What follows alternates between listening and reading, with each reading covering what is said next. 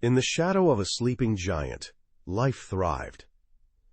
Then, on a fateful August day in 79 AD, Mount Vesuvius awoke with a roar that echoed through history. In mere hours, an entire civilization was entombed, frozen in time, beneath a blanket of ash and pumice. But within that cataclysm, a miracle of preservation occurred. In the opulent villa of Herculaneum, a private library, the only one of its kind to survive from antiquity, was discovered, its contents carbonized by the volcanic heat, transformed into brittle, unyielding cylinders. These were not just scrolls. They were the very thoughts of ancient minds, the lost wisdom of a bygone era, sealed away for nearly 2 millennia. For centuries, these delicate relics remained silent, their tightly wound layers defying every attempt to unroll or read them. They represented one of history's greatest locked doors, an infuriating enigma whispered among scholars. Yet, humanity's relentless curiosity refused to yield. Today, we stand on the precipice of a scientific revolution, fusing the power of artificial intelligence with groundbreaking X-ray microcomputed tomography. A global consortium of scientists, engineers, and classicists has launched an audacious, high-stakes quest to virtually unwrap these carbonized husks, layer by painstaking layer, and finally read the lost library of Herculaneum.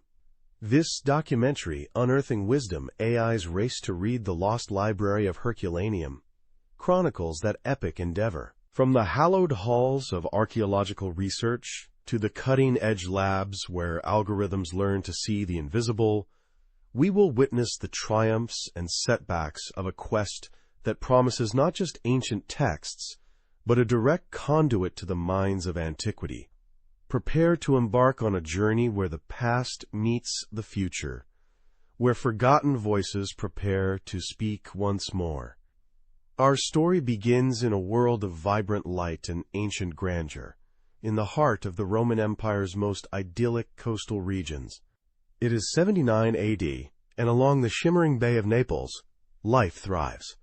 Imagine the bustling streets of Pompeii, a mosaic of commerce and culture, where merchants hawked their wares, senators debated in sun-drenched forums, and the laughter of children echoed through cobblestone alleys. Just a few miles west, nestled against the very slopes of Mount Vesuvius, lay Herculaneum, a more affluent, refined town, its villas cascading down to the sea, adorned with exquisite frescoes and teeming with the intellectual vibrancy of the Roman elite. For generations, these cities had flourished under the benevolent gaze of the mountain, a majestic backdrop to their daily lives, its fertile slopes providing the very bounty that sustained them. But Vesuvius, that deceptively serene sentinel, harbored a secret. For centuries, its true nature had been forgotten, its occasional tremors dismissed as minor inconveniences. On the morning of August 24, 79 AD, that illusion shattered with an earth-shattering roar. A column of ash, pumice, and gas exploded skyward, plunging the region into an apocalyptic twilight. For Pompeii, located downwind, the disaster was a slow, agonizing suffocation under tons of falling ash and lapilli. Its inhabitants, trapped, were embalmed in volcanic debris, their final moments captured in haunting casts. Herculaneum, however, faced a different, perhaps even more terrifying fate. Initially spared the brunt of the ashfall, its inhabitants had a brief, desperate window to escape. But as night fell and the mountain's fury intensified, pyroclastic flows, superheated avalanches of gas, ash, and rock, began to sweep down the slopes. These deadly currents, moving at hundreds of miles per hour and reaching temperatures of over 500 degrees Celsius, engulfed Herculaneum with horrifying speed. Unlike Pompeii's gradual burial, Herculaneum was instantaneously obliterated, its structures and inhabitants vaporized or carbonized in a flash. This distinct, brutal preservation method would prove to be both its curse and its ultimate, astonishing gift to history.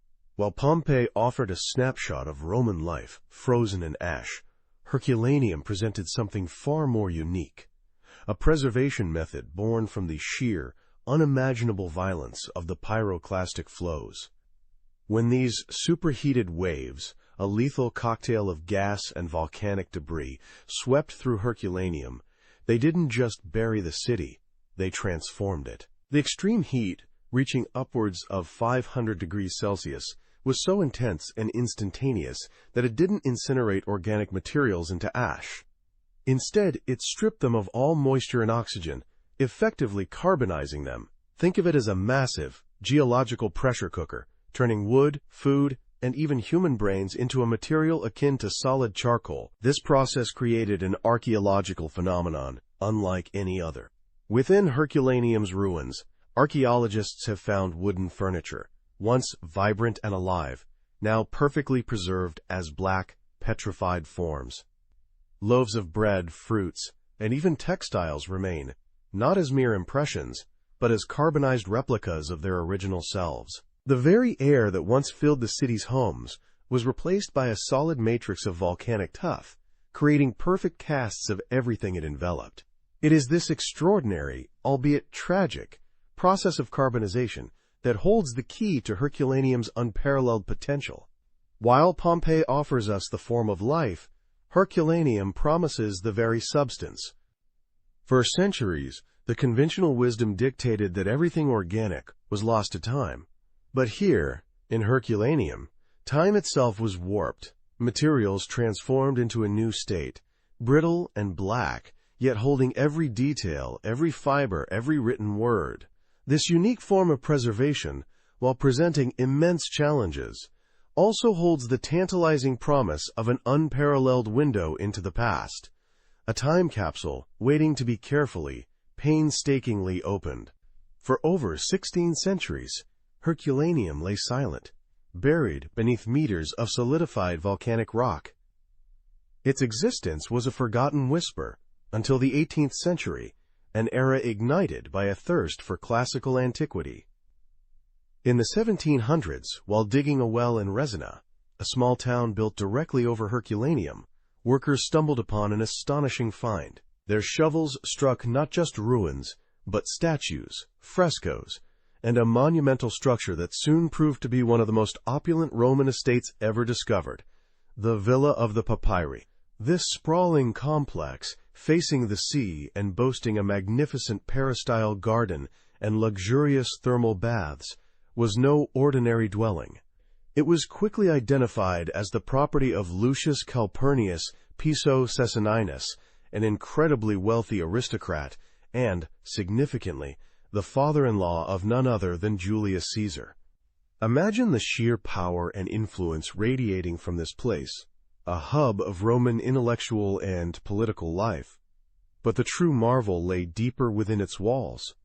As excavators, using rudimentary and often destructive tunneling methods, ventured further into the villa's solidified volcanic matrix, they made a discovery that would resonate through millennia: an entire room dedicated to a private library.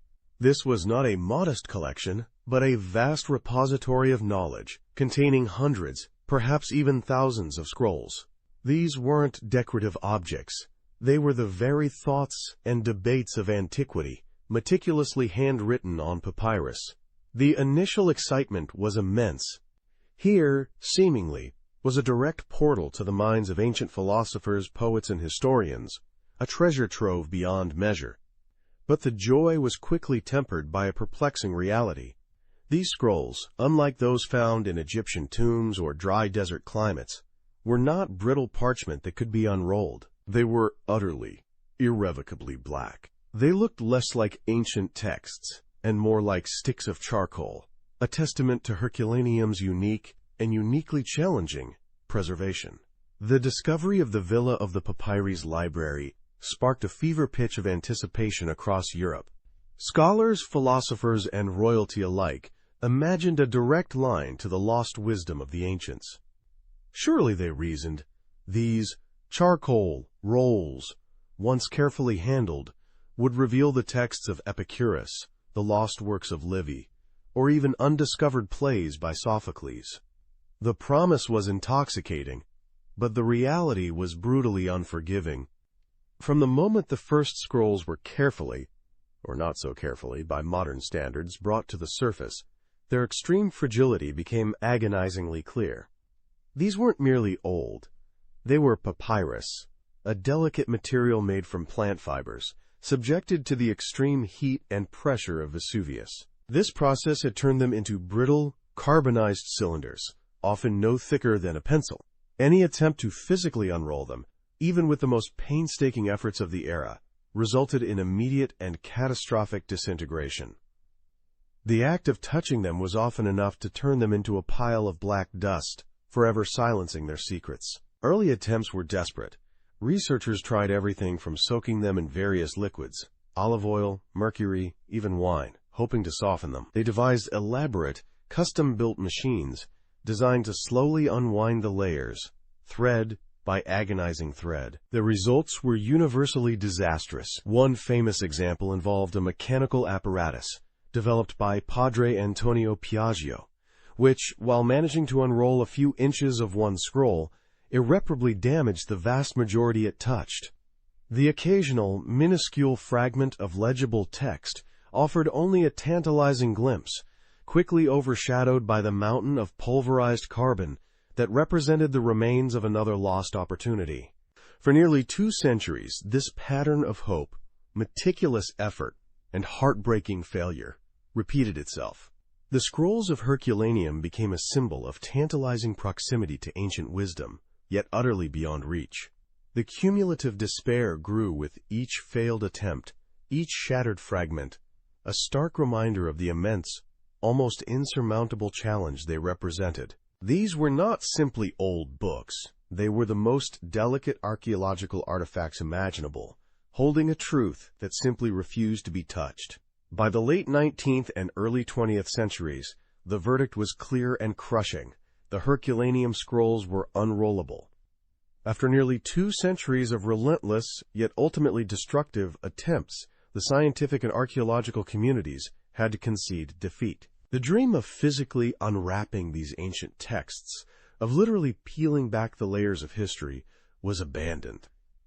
It was a moment of profound despair, a realization that humanity stood at the precipice of untold knowledge, yet lacked the means to access it. The very act of trying to read them had destroyed more than it revealed, leaving behind a trail of carbonized dust and shattered hopes. With the acceptance of the scrolls' impossible fragility, the focus shifted dramatically from aggressive intervention to meticulous conservation. The remaining hundreds of scrolls, now understood as invaluable relics, were no longer seen as puzzles to be forcibly solved, but as precious artifacts to be safeguarded. They were carefully catalogued, placed in specially designed, climate-controlled environments, often within glass cases in the Officina dei Papyri at the National Archaeological Museum in Naples. This era marked a crucial turning point, the recognition of their immense, almost sacred, value. Even in their silent, inscrutable state, curators and conservators painstakingly worked to stabilize the scrolls, to prevent any further deterioration from moisture, temperature fluctuations, or accidental handling. Each scroll became a testament to a lost moment in time, a tangible link to a world buried by Vesuvius. They stood as monuments of intellectual potential, a library entombed, revered for what they might contain, rather than for what they currently revealed. This shift was a triumph of conservation ethics, prioritizing the long-term survival of the artifacts over the immediate gratification of their contents. But for the world of classical scholarship, it was a bitter pill.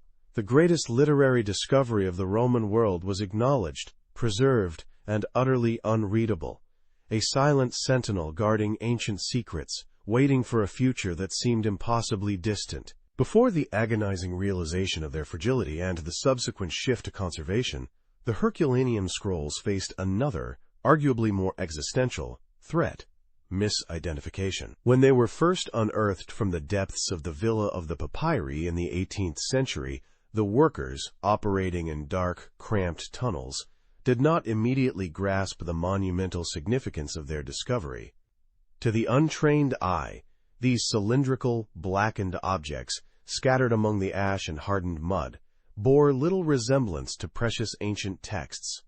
They simply looked like chunks of mundane charcoal, the remnants of burnt wood.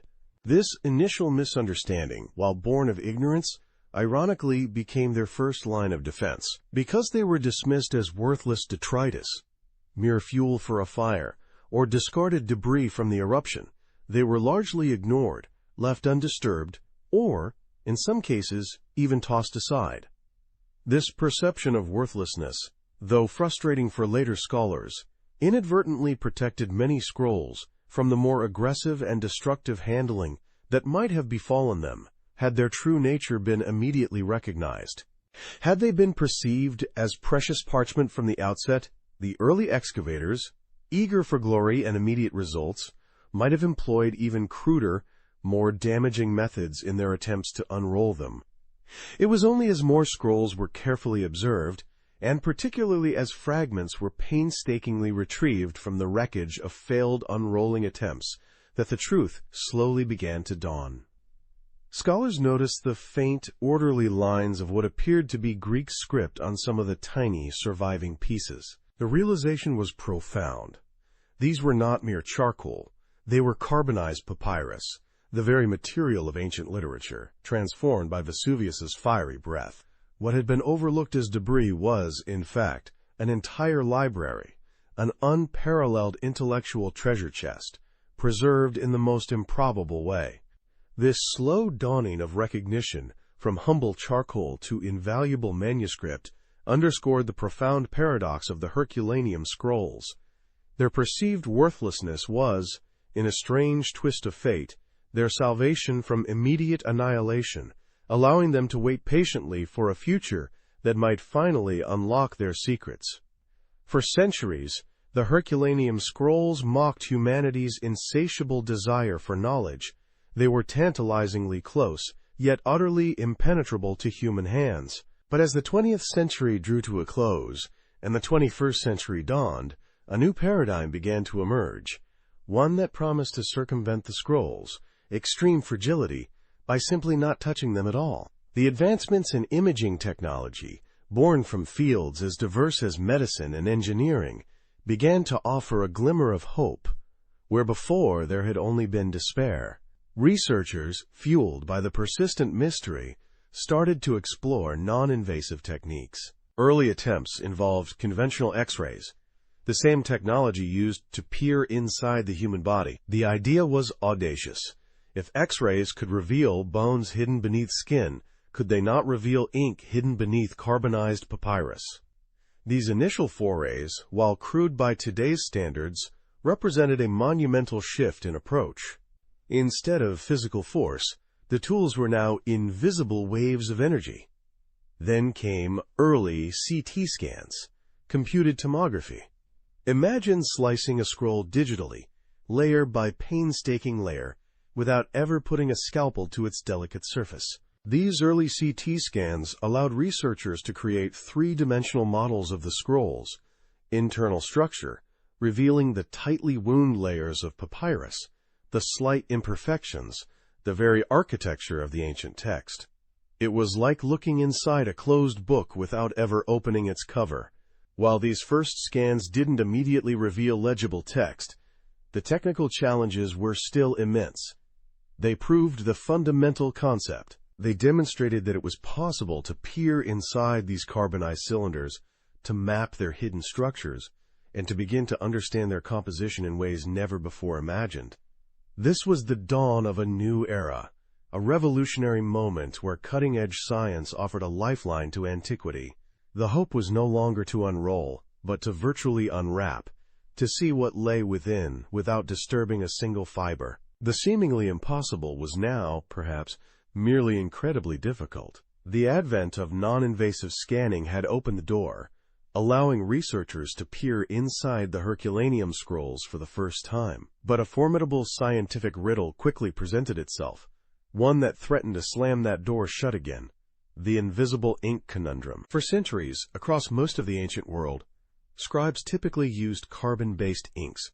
These inks, often made from soot mixed with gum arabic, were incredibly effective for writing on papyrus. However, this ancient practicality became a modern-day curse when faced with the unique preservation of Herculaneum. Traditional X-rays and early CT scans rely on differences in density to create an image. They work by detecting how much radiation is absorbed by various materials. Bones, being denser than flesh, absorb more X-rays and thus appear bright white on a film. Metals absorb even more. The problem with the Herculaneum scrolls, however, was fundamentally different. The papyrus itself had been carbonized, meaning it had been transformed into a material almost entirely composed of carbon. The ink used by the Roman scribes was also carbon-based. Imagine trying to see black ink written on a piece of charcoal using a method that only detects differences in density. It was like trying to distinguish a black cat in a pitch-black room. Both the paper, carbonized papyrus, and the ink, carbon-based ink, had almost identical chemical compositions and, crucially, nearly identical densities. To conventional X-rays, the ink simply merged, became one, with the surrounding papyrus. There was no contrast, no differential absorption to highlight the written word. The text, though undoubtedly present, remained stubbornly invisible to the very technology designed to reveal it. This wasn't a problem of resolution or power. It was a fundamental scientific barrier. This invisible ink conundrum became the ultimate test for modern science. It challenged researchers to think beyond conventional imaging, to find a way to make the imperceptible perceptible. The quest to read the Herculaneum scrolls had moved past the physical barrier of fragility, only to crash headfirst into the most elegant, yet frustrating, of scientific riddles. How do you make visible something that, to the very tools of your trade, simply isn't there? For centuries, the carbonized scrolls of Herculaneum were an enigma, their secrets sealed by time and tragedy. The very act of reading them seemed impossible. The ink, primarily carbon-based, had blended seamlessly with the carbonized papyrus itself, rendering it invisible to the naked eye and early imaging techniques. It was a disheartening reality. The words of ancient philosophers and poets were right there, yet utterly beyond reach. But humanity's relentless pursuit of knowledge, much like the gentle erosion of time, found a subtle crack in the impenetrable surface. Researchers, undeterred by the invisible ink problem, began to look beyond the chemical composition. The breakthrough, initially, was less about detecting ink and more about sensing its absence or its physical impact. Imagine writing on a soft surface. The act of pressing a stylus or pen leaves a faint indentation, a subtle depression, even after the ink fades. This was the ghost of the text. Early attempts, dating back to the late 20th and early 21st centuries, involved meticulously examining scroll fragments under powerful microscopes and experimenting with various forms of light. What they found was revolutionary, if incredibly faint. The slight mechanical pressure of the reed pen, during the act of writing nearly 2 millennia ago, had subtly compressed the papyrus fibers. These microscopic indentations, sometimes just a few tens of microns deep, were a testament to the ancient scribe's hand, a faint echo of every stroke. It was a revelation, a whispered promise. The text wasn't truly gone. It had merely transformed, leaving behind a physical memory. Though these indentations didn't reveal the ink itself, they hinted at its former presence. They offered a structural difference, a slight variation in the papyrus surface that, with sophisticated illumination and optical techniques, could be digitally enhanced. This discovery ignited a fresh wave of optimism. If we could detect these ghosts, perhaps we could learn to see the very substance that created them. It was a painstaking, almost archaeological process, sifting through microscopic landscapes for the faint topography of ancient wisdom. This was the first seismic shift in our understanding, paving the way for technologies that could amplify these whispers into a legible voice. The discovery of the ghost indentations was a monumental step, but it wasn't the full solution. To truly read the scrolls, scientists needed to see the ink itself, not just its impression, but its material presence. The problem was the sheer subtlety. The carbonized ink, mostly made of soot, was chemically identical to the carbonized papyrus, meaning traditional X-ray techniques, which differentiate materials based on density and atomic number, often failed. It was like trying to spot a shadow in the deepest night. Then came a game-changer, the synchrotron. These aren't your typical hospital X-ray machines. Synchrotrons are colossal particle accelerators, often kilometers in circumference, that generate ultra-powerful, highly coherent X-ray beams. Facilities like the Diamond Light Source in the UK, the European Synchrotron Radiation Facility, ESRF in France, or ESLAC National Accelerator Laboratory in the US represent the pinnacle of materials science research. Here, physicists turn their attention to Herculaneum. Specifically, researchers employed a technique called phase contrast imaging. Unlike conventional X-rays that measure absorption, phase contrast imaging detects minute shifts in the X-ray's phase as it passes through different materials. Imagine light bending slightly when it moves from air to water. These X-rays do something similar, but at an atomic scale. The ancient scribes, perhaps inadvertently, used an ink with a slightly different density and texture than the papyrus. Or perhaps the act of applying it created microscopic air gaps. These minuscule differences, imperceptible to the eye, caused the synchrotron X-rays to bend and scatter in a unique way. This scattering, often just a fraction of a degree, created a detectable phase shift. When these X-rays hit the detector, they revealed a contrast, where there was none before. Suddenly, the invisible ink began to appear as faint, almost luminous outlines against the dark papyrus background. It was like turning on an invisible flashlight, illuminating secrets that had been hidden for nearly 2,000 years. This wasn't just a faint indentation. This was the ink itself, glowing with ghostly light, finally yielding to the incredible power and precision of modern physics. The synchrotrons had opened a window into the scrolls, innermost secrets. But the scrolls themselves remained stubbornly coiled, presenting the next immense challenge. Even with the power of synchrotron X-rays revealing the ink's presence, the scrolls presented another formidable barrier. They were still tightly wound, carbonized cylinders.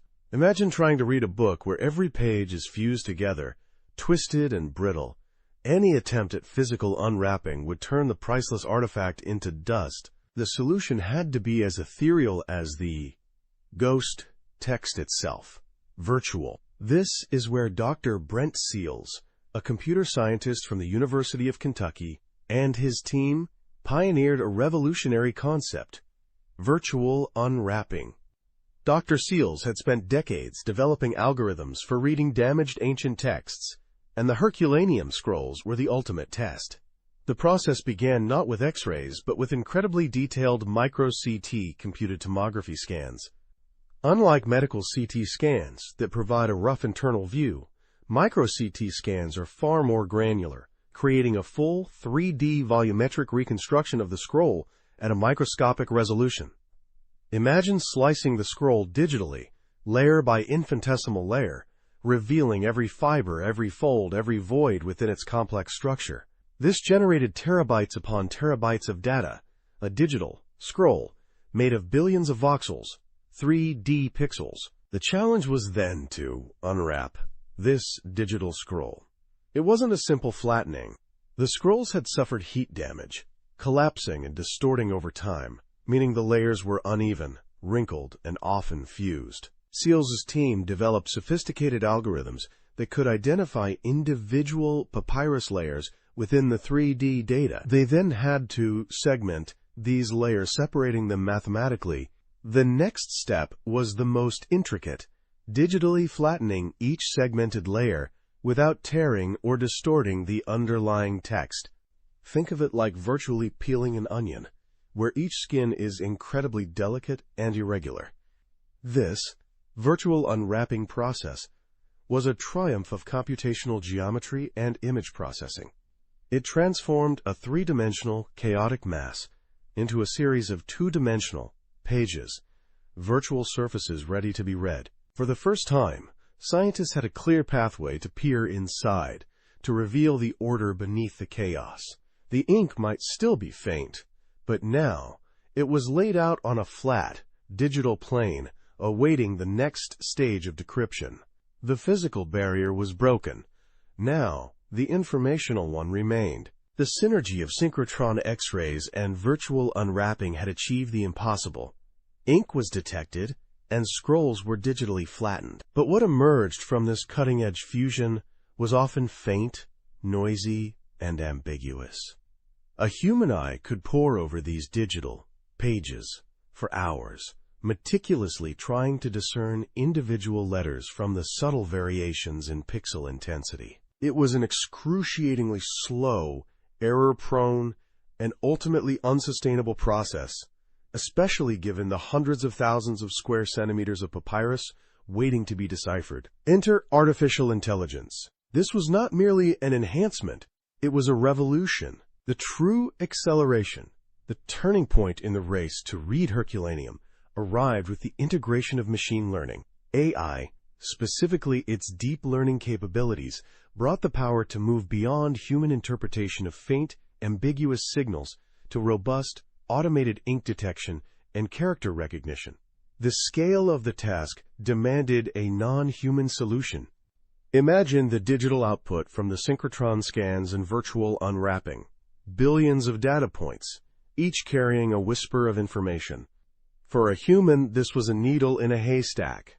For AI, it was a challenge perfectly suited to its strengths. Machine learning algorithms, unlike traditional programming, aren't given explicit rules. Instead, they learn from examples. Feed them enough data, and they begin to identify patterns that are too subtle, too complex, or too numerous for human cognition to process efficiently. In the context of the Herculaneum scrolls, AI became the ultimate pattern recognition engine. It could sift through the digital noise, differentiate true ink signals from random artifacts, and even begin to reconstruct fragmented characters. Where a human might see a smudge, I could, with proper training, infer the elegant curve of an ancient Greek alpha, or the sharp angle of a lambda. This wasn't just about speed, it was about precision, consistency, and the ability to process volumes of data previously unimaginable. The Herculaneum project transformed from a painstaking manual decipherment into an automated quest, unlocking the potential to read not just fragments, but entire treatises. The machines had arrived, and they were ready to learn the language of antiquity. The introduction of AI was monumental, but like any powerful tool, it required meticulous preparation. An untrained AI is like a newborn. It knows nothing of the world. To unlock the wisdom of Herculaneum, these machines had to be taught to read ancient Greek script, a language they had no inherent understanding of, from signals that were barely perceptible. This teaching process, known as training, was a monumental undertaking, blending historical expertise with cutting-edge data science. At its core, training an AI for this task involves feeding it vast quantities of data. First, researchers gathered every available scrap of known, legible papyrus from Herculaneum and other ancient sites. These fragments, with their visible ink, provided the AI with foundational examples of what ancient Greek letters, scribal styles, and ink patterns truly looked like. Each letter on these known fragments was painstakingly labeled, essentially telling the AI, this faint cluster of pixels is an alpha, this is a beta, this is a gamma. This labeled data became the AI's primer. But real fragments were scarce. To augment this, researchers created synthetic data. This involved generating artificial images of ancient script, simulating different ink densities, papyrus textures, and noise levels that mirrored the challenges found in the Herculaneum scrolls. Imagine digitally painting ancient letters onto virtual papyrus, then degrading them with simulated ash and carbonization. This allowed the AI to practice recognizing letters under an almost infinite variety of difficult conditions, building its resilience to noise and ambiguity. This iterative process was crucial. The AI would attempt to identify characters on unseen data. Its predictions would be compared against human-labeled ground truth, and then its internal parameters would be adjusted to improve accuracy. It was a continuous cycle of prediction, correction, and refinement. Over countless hours of training, fed by terabytes of images and digital simulations, the AI began to discern the unique fingerprint of ancient Herculaneum ink, not just the shapes of the letters, but the subtle variations in their chemical composition, their texture, and how they interacted with the synchrotron X-rays. From mere scratches and pixel variations, the machines were learning to see the elegant, complex patterns of ancient human thought, transforming from data processors into digital papyrologists. While AI promised unprecedented speed and accuracy, it was never a purely automated endeavor. The phrase, garbage in, garbage out, holds true for machine learning, meaning the quality of the AI's output is directly tied to the quality of its training data. This is where human experts, particularly classicists and papyrologists, played an absolutely indispensable role. Annotation. It was a laborious, intricate process that formed the bedrock of the AI's ability to see the unseen. Imagine looking at a digital image where faint lines and pixel variations are all that remain of ancient text. For the untrained eye, it's just noise. But for an experienced papyrologist, even the most subtle ink traces, a minuscule shift in X-ray phase contrast, can whisper the presence of a letter. These human experts embarked on the painstaking task of identifying and labeling every single discernible ink trace on vast datasets derived from scroll fragments with known readings, and even the ambiguous signals from the Herculaneum scrolls themselves. This involved using specialized annotation software to draw precise, bounding boxes around potential characters, assigning them a label, e.g., alpha, beta, unclear character, and sometimes even indicating the confidence level of their assessment. It's a testament to human persistence, often requiring hours of focused attention to identify what might be a single, broken letter. This human-labeled data, known as ground truth, became the AI's textbook, its Rosetta Stone. Every decision made by an annotator, every line drawn, every letter identified, directly influenced how the AI would learn. If a human missed a faint iota, the AI wouldn't learn to see it. If a human misidentified a character, the AI might perpetuate that error. This constant feedback loop between human intuition and machine processing highlighted the truly collaborative nature of the project. Far from being replaced, human classicists found their unique expertise amplified, guiding the machine to bridge the chasm between 2 millennia of silence and the promise of rediscovered wisdom. The collaboration was symbiotic. Humans provided the invaluable, nuanced understanding of ancient script, while AI provided the processing power to scale that understanding across an entire library. The painstaking work of human annotators provided the raw material, but it was the sophisticated architecture of advanced AI algorithms that truly transformed faint signals into legible text. Specifically, deep learning, a subfield of machine learning, and within that, convolutional neural networks, CNNs, proved to be the project's digital eyes. These algorithms are inspired by the structure of the human visual cortex, making them exceptionally adept at processing image data. How do they work? Imagine a CNN as a series of interconnected layers, each designed to detect increasingly complex patterns. The initial layers might identify very basic features, edges, curves, changes in pixel intensity, the most fundamental strokes of an ancient letter. As the data passes through deeper layers, these simple features are combined to recognize more elaborate patterns, junctions of lines, closed loops, specific spatial arrangements.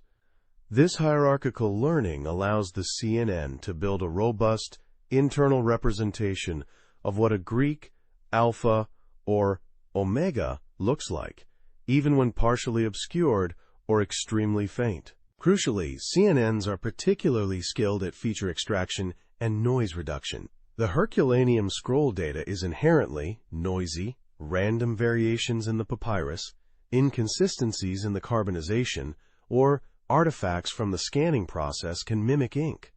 Traditional algorithms would struggle to differentiate between genuine ink and noise. But CNNs, trained on millions of examples, both real and synthetic, thanks to the annotators, learn to filter out the noise, focusing only on the statistically significant patterns that represent actual characters. They become expert at seeing the unseen, discerning the subtle, often complex relationship between neighboring pixels that indicates the presence of ink.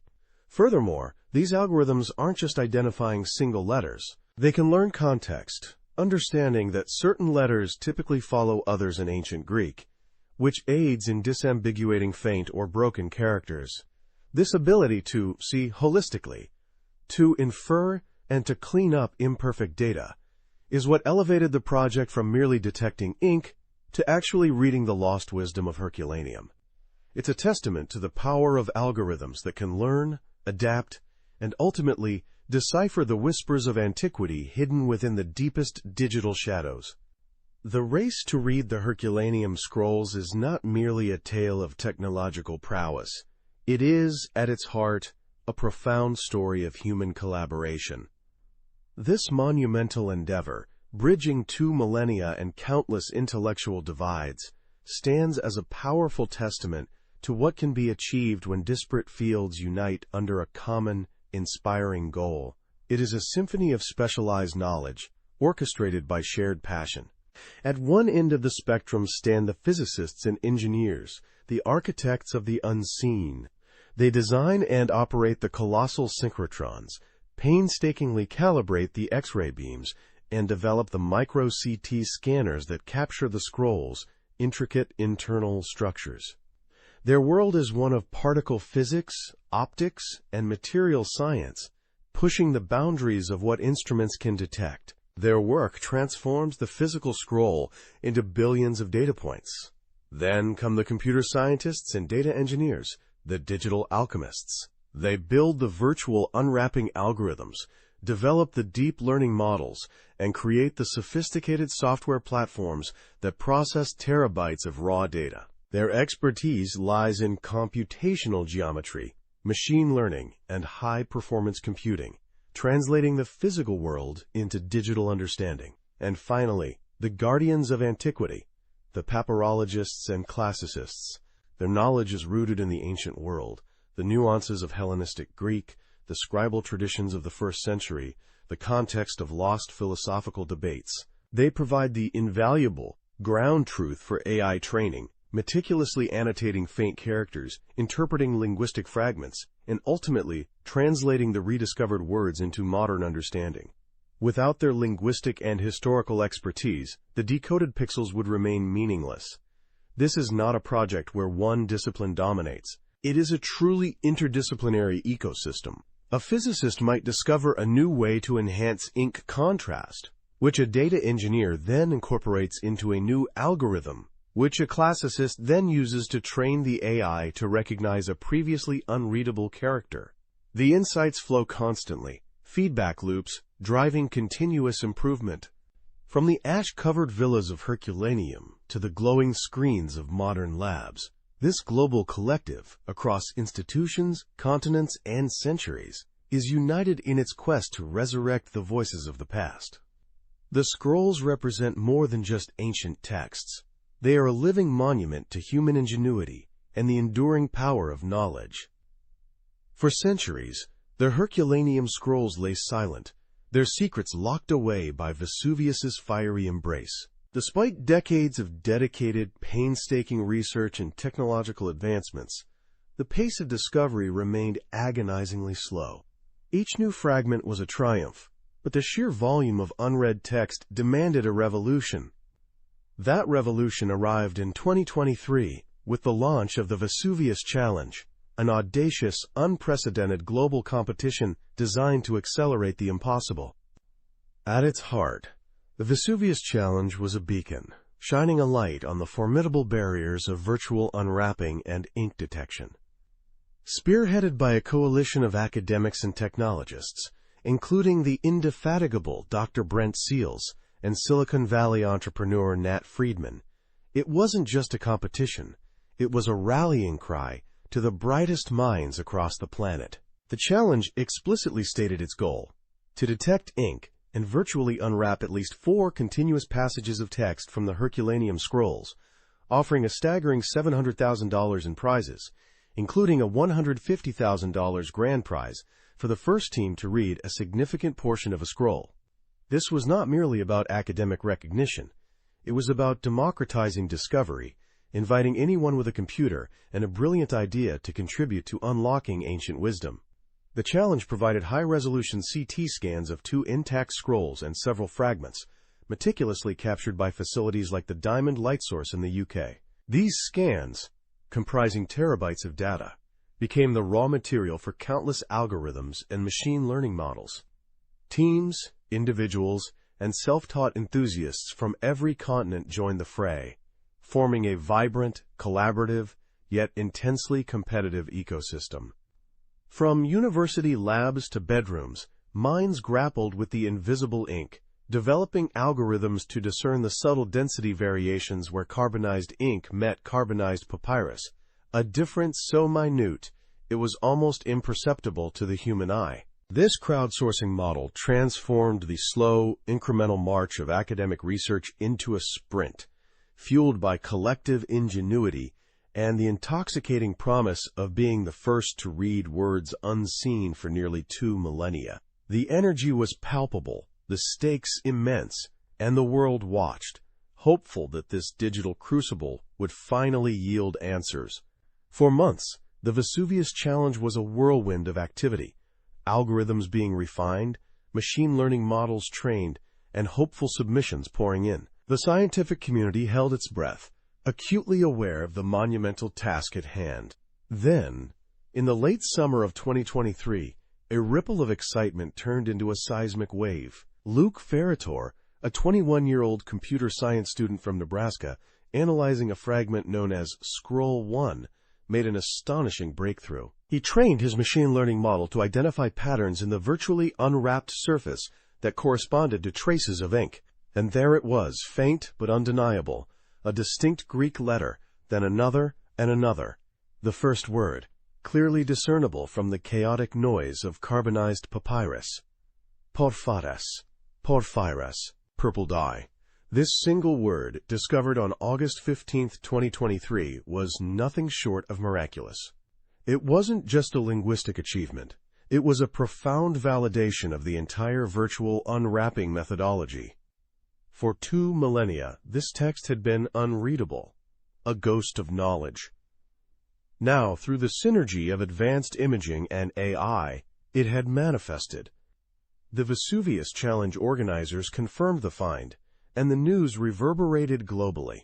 It proved that the invisible ink, once thought lost to time, could indeed be differentiated from the scroll itself. The floodgates began to open. Shortly after Ferrator's initial discovery, Yusuf Nader, a PhD student in Berlin, building upon the shared knowledge and further refining detection techniques, managed to identify an even longer passage.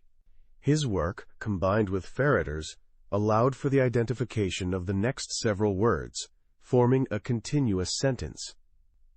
The context of purple dye began to emerge, hinting at discussions of luxury, color, or perhaps even a philosophical debate about value.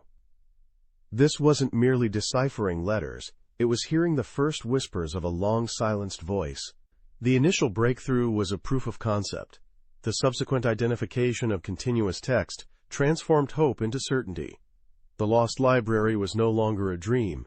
It was becoming a reality, one virtually unwrapped word at a time. The discovery of purple dye ignited a firestorm of activity. But it was merely the opening act. The ultimate prize, the grand challenge, awaited. Reading at least 4 complete passages from an unread scroll. The global community watched, captivated, as teams pushed the boundaries of what was technologically possible. The momentum gathered by Luke Ferrator and Yusuf Nader culminated in a truly breathtaking achievement. On February 5, 2024, the Vesuvius Challenge announced its grand prize winners, a remarkable trio comprising Luke Ferrator, Yusuf Nader, and Stephen Parsons, a roboticist from Switzerland. Their combined ingenuity and relentless pursuit of perfection had unlocked an unprecedented volume of text. Leveraging and refining their individual ink detection models and collaborating intensely, they successfully deciphered over 2,000 letters, revealing more than 15 continuous passages from scroll 1, a portion of the text, spanning several columns, something previously unimaginable. This wasn't just a word or a sentence. It was the reemergence of an entire segment of ancient thought, laid bare for the first time in nearly 2 millennia. The deciphered text, initially a jumble of Greek letters, rapidly began to form coherent sentences, then paragraphs. It described, among other things, philosophical musings on pleasure, scarcity, and the qualities of music, directly referencing Epicurean philosophy. The grand prize was not just an acknowledgment of technological prowess. It was a profound historical moment, demonstrating conclusively that the carbonized scrolls of Herculaneum were not lost to time, but merely dormant, awaiting the right key. This pivotal victory transformed the digital fragments into legible literature, transitioning the scrolls from archaeological artifacts to active sources of ancient wisdom. The world had witnessed the unveiling of a significant portion of an ancient philosophical work, opening a new chapter in the study of classical antiquity and validating the entire premise of the Vesuvius Challenge, that through collective human and artificial intelligence, even the most impossible historical mysteries can be solved. The victory of the Vesuvius Challenge marked a monumental technological leap, but the journey from pixels to profound meaning was far from over. Once the AI delivered its legible Greek letters, a new set of experts stepped forward, the papyrologists and classical scholars. Their role, as ancient scribes of the digital age, became paramount. The AI provided the raw data, the virtual transcription, but it lacked the nuanced understanding of ancient language, context, and the countless idiosyncrasies of textual transmission. Imagine staring at a text written in a language centuries old, riddled with abbreviations, missing letters, and damaged sections. This is the daily reality for a papyrologist. They scrutinize every character, every space, every fragment of punctuation. The Herculaneum scrolls present unique challenges. The text is ancient Greek, often in a difficult philosophical idiom, and written in a script that sometimes predates standardized forms. Abbreviations were common, often understood only by those deeply immersed in the philosophical schools of the time. The AI, while brilliant at pattern recognition, couldn't fully grasp the subtle implications of a specific word choice, the common grammatical errors of an ancient scribe, or the complex interplay of arguments within a philosophical treatise. Papyrologists like Professor Federica Nicolardi and Dr. Robert Fowler became the crucial bridge between the silicon and the soul of the ancient world. They brought decades of linguistic expertise, a deep familiarity with ancient Greek literature, and an intimate understanding of textual criticism. They meticulously compared the newly revealed text with known fragments, historical records, and other philosophical works, often reconstructing missing letters or entire phrases based on context and common textual conventions. Their work involves an almost archaeological excavation of language itself, where a single epsilon or sigma can alter the entire meaning of a sentence. This critical, human-led verification and interpretation process ensures that the AI's triumph isn't just a display of technical brilliance, but a genuine unlocking of ancient wisdom, transforming a digital image into a living, breathing voice from the past. As the papyrologists painstakingly pieced together the newly deciphered fragments, a distinct authorial voice began to emerge from the digital ether. The early texts from Scroll 1 quickly confirmed the authorship of many of these treasures. Philodemus of Gadara. This was a revelation, but not entirely unexpected. Philodemus, an Epicurean philosopher, was already known to scholars from fragments previously unrolled, or, more accurately, painstakingly chiseled, from other Herculaneum scrolls. But these new, extensive passages offered an unprecedented depth. Philodemus, active in the 1st century BCE, was a prominent student of the Epicurean school, which had been founded by Epicurus in Athens some 2 centuries earlier. Epicureanism, often misunderstood as a philosophy of hedonism, actually championed the pursuit of a tranquil life, free from fear and pain, ataraxia, achieved through reason, friendship, and the temperate enjoyment of simple pleasures. It emphasized atomism and a materialistic worldview, often challenging prevailing religious and philosophical dogmas. Philodemus was a key figure in disseminating and interpreting Epicurean teachings, particularly in Roman circles.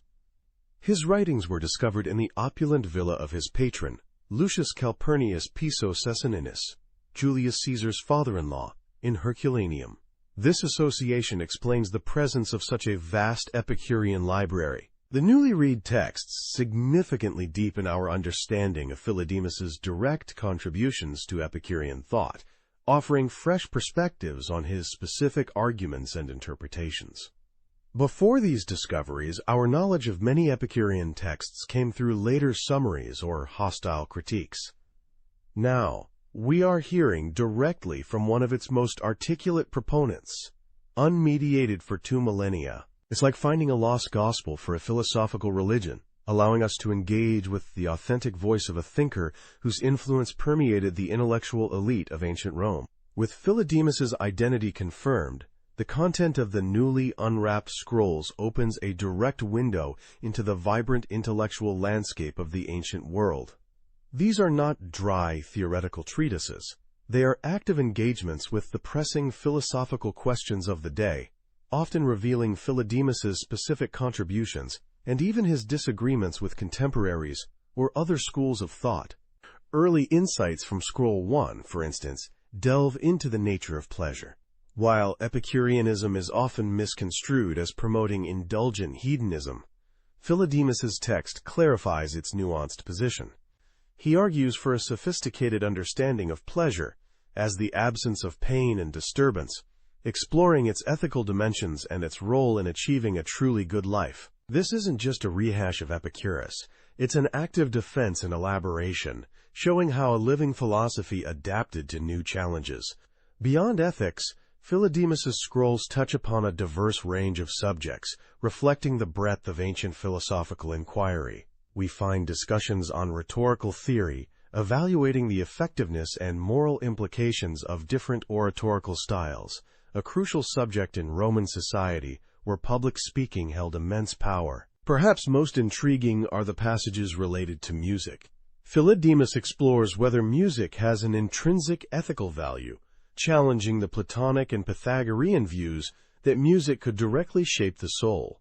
Instead, he might argue that music's value lies primarily in the pleasure it provides, without necessarily possessing a moral essence. This offers a rare glimpse into ancient aesthetic theory from an Epicurean perspective, a branch of philosophy often underrepresented in surviving texts. These newly deciphered sections don't just add to our knowledge, they illuminate the intricate tapestry of ancient intellectual life.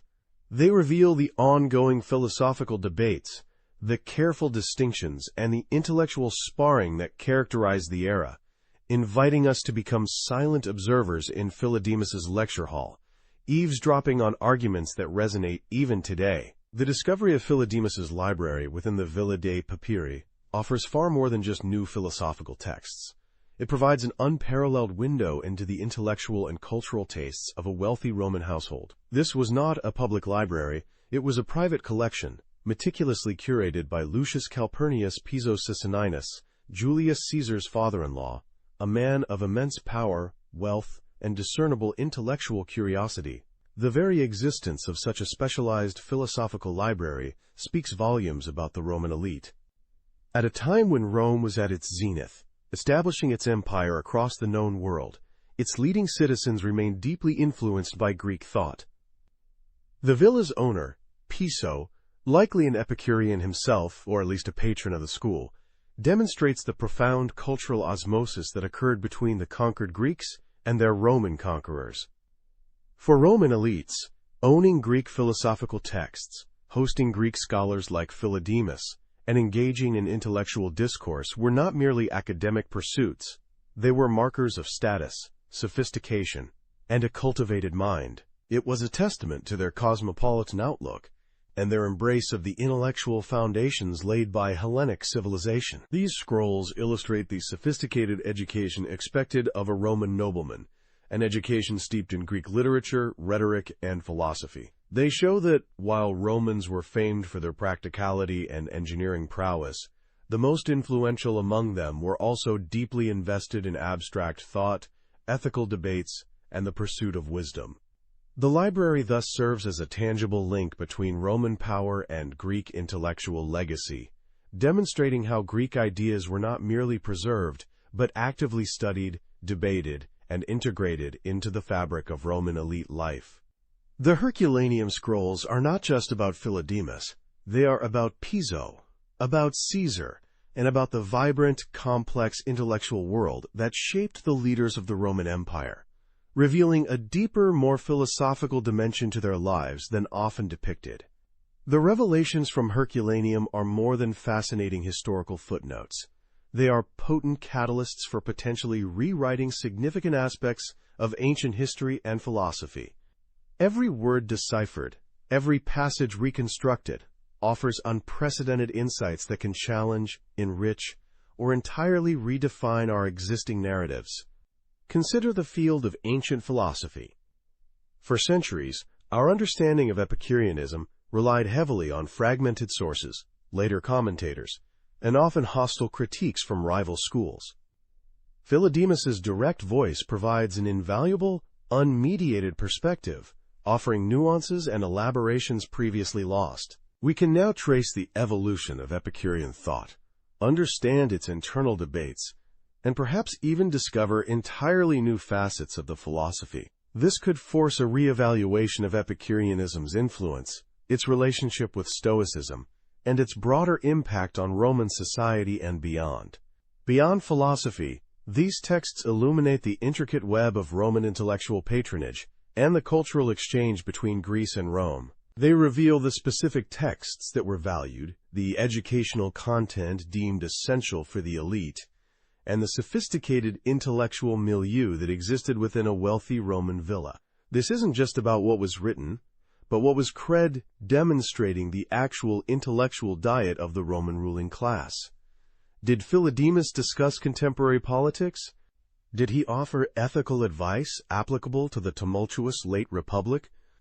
The potential for discovering such details is immense, offering new color and depth to our understanding of a pivotal era. The race to read the lost library of Herculaneum is far from over. With hundreds of scrolls still awaiting virtual unwrapping, the current discoveries are merely the opening act. Each successful decipherment is a whisper from antiquity that gradually grows into a chorus, promising to fill vast silences in our historical record. The Herculaneum scrolls are not just a collection of ancient papers. They are a direct line to ancient minds, offering new perspectives that could reshape our understanding of classical civilization, proving that sometimes the greatest treasures are those that take the longest to unearth, waiting patiently for the technology and ingenuity to bring their stories back to life. The future of ancient history is being written, pixel by pixel, word by word. We have journeyed through an extraordinary fusion of human ingenuity and technological marvel. The carbonized husks of Herculaneum, once symbols of an insurmountable historical barrier, are slowly, painstakingly, yielding their long-held secrets. Thanks to the tireless dedication of researchers and the transformative power of advanced AI, what was once considered unreadable is now speaking. This isn't merely about deciphering ancient texts. It's about establishing an unprecedented connection with lost minds, understanding forgotten philosophies, and potentially reshaping our very understanding of the classical world. The race, however, is far from over. Thousands more scrolls still await their digital unwrapping, and with each successful decipherment, new avenues of inquiry open, new questions arise. The implications extend beyond Herculaneum, offering a blueprint for unlocking the mysteries of countless other fragile artifacts across the globe, from crumbling papyri to damaged manuscripts. This profound human-AI partnership offers a radical promise for the future of knowledge, a world where no wisdom is truly lost, where every buried word can find its voice. It is a testament to our insatiable drive to understand, to connect, and to preserve. As the whispers of antiquity finally echo through the digital age, They enrich our collective understanding of who we were, who we are, and who we might become. The quest for wisdom, buried for millennia, continues.